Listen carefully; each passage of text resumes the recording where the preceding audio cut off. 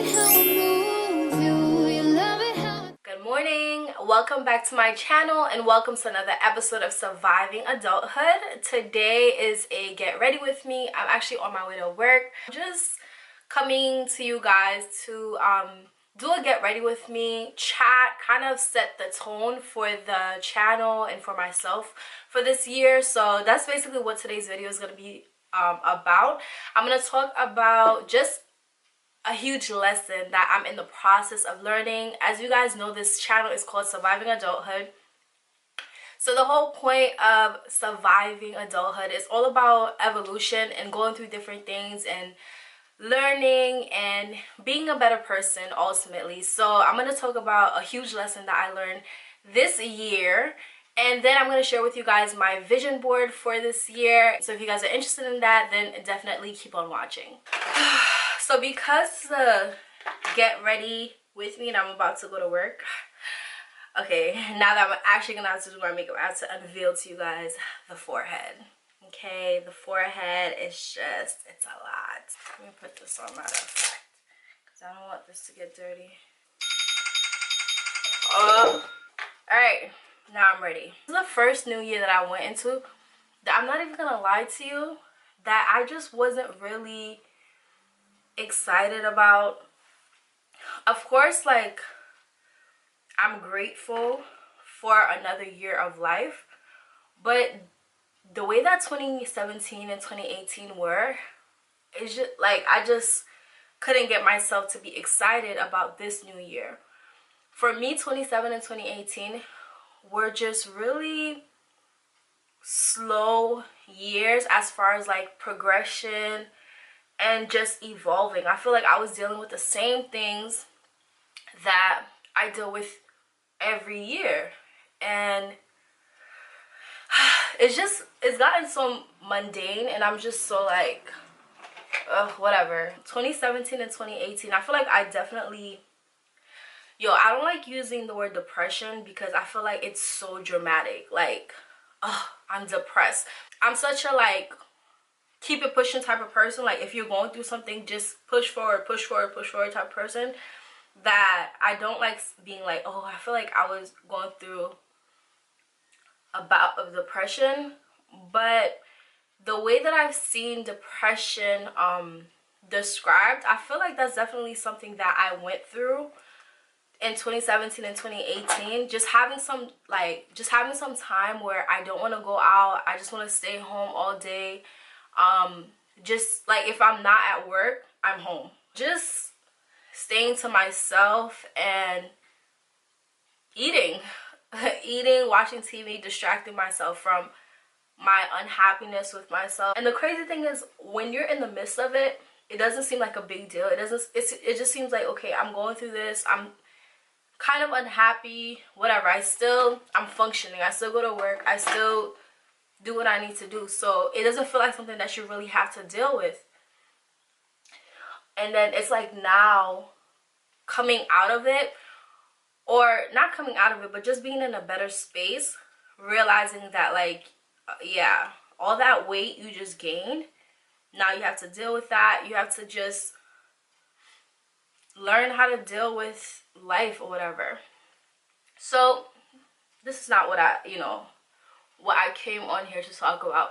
I wanted to talk to you guys about a lesson that I learned this year, and I'm gonna try to be as transparent as possible. And the lesson that I want to share, because I know for a fact I'm not the only person that has that, like, that knows better, but has that one person that makes them feel like they're worth not listening to their gut feeling for it, that they're worth fighting for, and all this mess.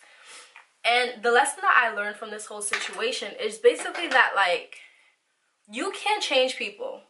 You either have to accept people for who they are when you meet them, or you have to walk away. I think for a long time, not with just that person, but with dating in general, I would meet people and try to change them into what I wanted out of a boyfriend. You know what I'm saying? Like, I would meet them and it would be like, oh, well, you have all the parts. You're cute, you're kind, or whatever the case may be.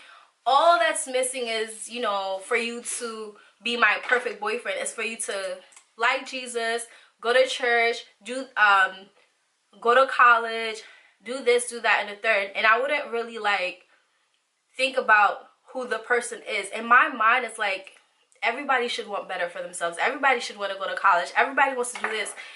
And the thing about it is, everybody, of course, wants the best for themselves most times, but everybody has their own way of getting to whatever that best version of themselves look like.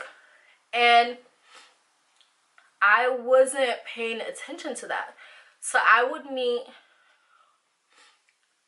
I'm about to be very stereotypical. I would meet a Tyrone and try to make Tyrone into a Jeff, right? I will meet Tyrone, and Tyrone will be who he is.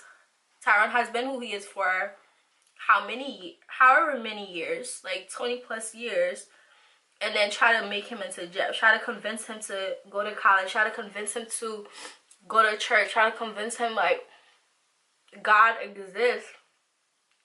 And now what I realized, by doing all of that, the only person I'm really hurting is myself. Because at the end of the day, no matter how much, you know, Tyrone would love me, Tyrone would have to eventually go back to being Tyrone. Like, and that's just like how life works, right? Who we are, whoever you are, you've been that way for however age you are, right? You've been that way for years.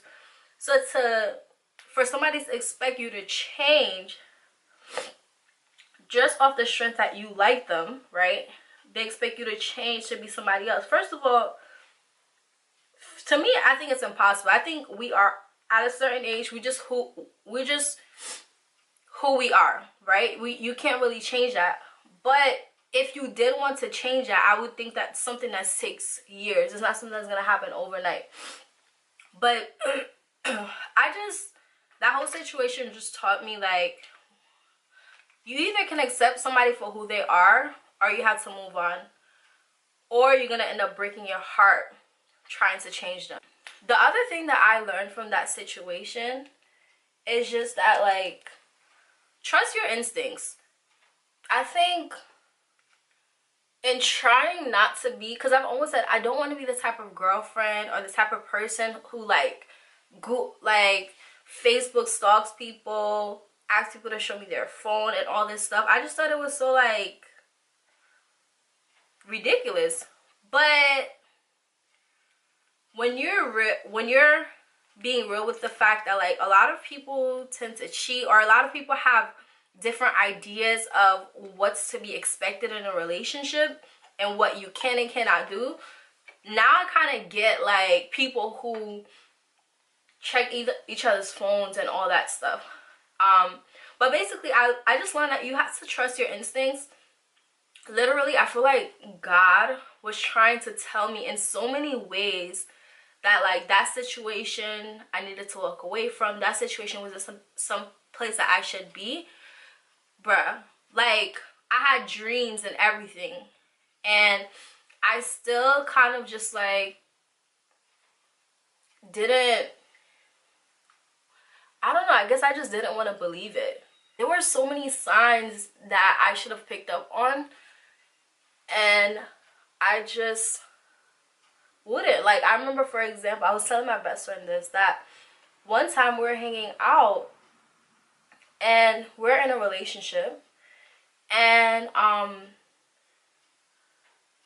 jokingly, I grabbed his phone. I forgot to do what, but I was just joking around. I just grabbed his phone, and this guy snatched his phone out of my hand so hard. He basically, like, mushed me. And I remember just being like, are you serious? Like, you literally just tried to kill me just because I tried to reach for your phone. Tell me again how that's nothing for me to worry about. Like, if you have nothing on your phone, why are you doing all of that? He just found a way to make me feel like I was being too much by even reaching for his phone. And that was more of a problem than him trying to kill me because I snatched his phone. But anyways, I just learned that you really have to trust your instincts. Like, sometimes the universe is trying to speak to you, trying to tell you something, trying to tell you it's time to get out of the situation. And I think sometimes because it comes to us in such a, I'm about to use a word that I don't know if it's the right usage of it, but omnious, like the way that it comes is so like if it comes in a dream, or if it's just like something that at the moment it just doesn't make sense, the way that that it's delivered to you, that you try to like, oh no, like I'm bugging, it's not that deep. But sometimes it is that deep. Sometimes that's God trying to tell you something. What I don't understand though is like, I don't understand what was the point of me going through that. Still to this day, I feel like, what was the point? Maybe I was just like being used to teach someone else a lesson, because I really don't get what why did this have to happen to me? But yeah, just trust your instincts and believe people for who they are, and understand that like your happiness and your well-being is more important than anything. It's more important than being with somebody. Like, no one in the world is more important than your well-being. And I think I put that person on top of my well-being. But those are basically the biggest lessons that I learned already in 2019. I'm gonna go ahead and finish my makeup. I'm gonna share with you guys my my vision board after this. Actually, before I even show you guys, I'm gonna talk about it a little bit since I'm here anyway. So basically what you're about to see is that my vision board is not what you typically expect when somebody says they have a vision board that they want to share with you. I really tried to do the board and magazines thing, and it's hard. Like, it's really not that easy to just pick up a random magazine and think you're gonna find pictures of everything that you want out of your life in the magazine. I had maybe 4 or 5 magazines. I had like the majority of them were Oprah magazines. All the things that I want out of 2019, right?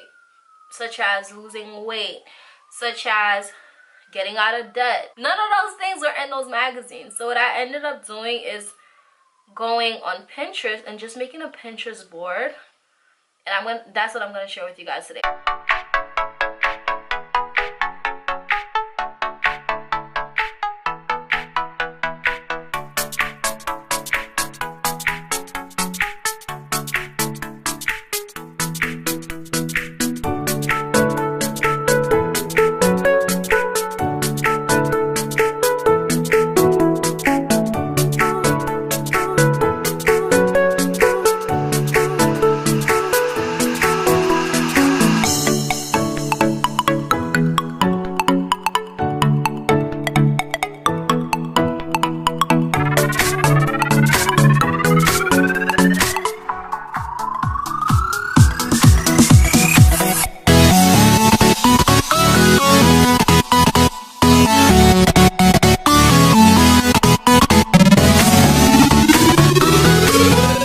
Guys, so I'm back. I'm done with my makeup. I have lashes on today because, you know, oh, I am recording. Anyways, thank you guys so much for joining me today. I really appreciate you guys watching my videos, you guys subscribing to my channel. I have such big dreams and big aspirations for this channel and what it can become. I do disappear, but when I disappear, it's not because I don't care about the channel. It's not because I don't care about this anymore. It's just that it gets really nerve-wracking, and it's hard for me because I'm a perfectionist and I make a lot of excuses. But thank you for dealing with me. I hope you guys enjoy this video. It might be a 2-part because YouTube only allows you to film up to 15 minutes if you're a small YouTube channel. So we'll see. Anyways, thank you guys so much for joining me, and I will see you next time right here on Surviving Adulthood.